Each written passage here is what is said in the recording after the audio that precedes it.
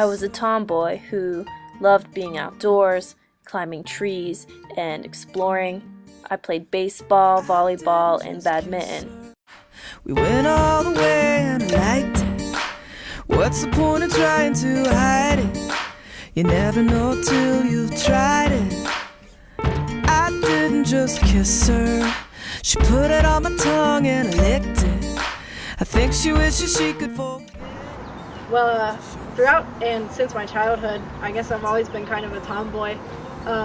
In my second grade picture, I'm wearing a plaid button-up, rainbow suspenders, and jeans. I always hated dresses and nylons. They're just so uncomfortable, and I just didn't know why I should have to wear something so uncomfortable. As a child, I chose the He-Man figurine or Matchbox cars over the Strawberry Shortcake doll or Barbie. I was always outside on my dirt bike, skinning my knees instead of playing house inside. I could never picture myself being a housewife while my husband went out and earned the money for our family. I'm not a serf, I'm a dyke. I don't know what the problem is, why she gotta try so hard to keep it all a secret, yeah. A secret, yeah. She said she only kissed me. Having an older brother guaranteed me an adolescence of tomboy activities. Hanging out with his friends was much cooler than hanging out with dumb girls who only cared what boys thought anyway. You wouldn't know I was a lesbian just by looking at me. Which is better, I suppose, because I want people to know me for who I am, not for my sexual orientation. She said she only kissed me for the boys' attention. She's trying to blame it on a little too much booze. With that first kiss and touch, my senses were acutely heightened.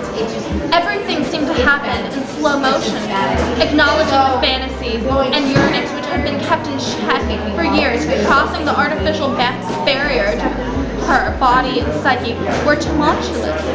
Having had little sleep but high on our life-altering, newly developed intimacy, we wasted little time in talking to the group about our attraction.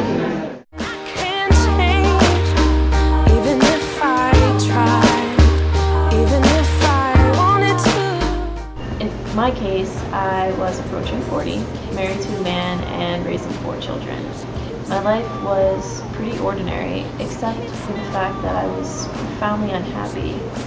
Charlotte, had been working for Joe for a few years, and she was one of the few women who Joe actually tolerated. Charlie seemed like the type of person who could teach even someone like me a thing or two about happiness. And she did, except not in the way that everybody expected. In the few weeks that followed, Charlie and I were inseparable, and she told me that she loved me too. And that's all I needed to abandon all fear. I told Joe that I wanted a divorce.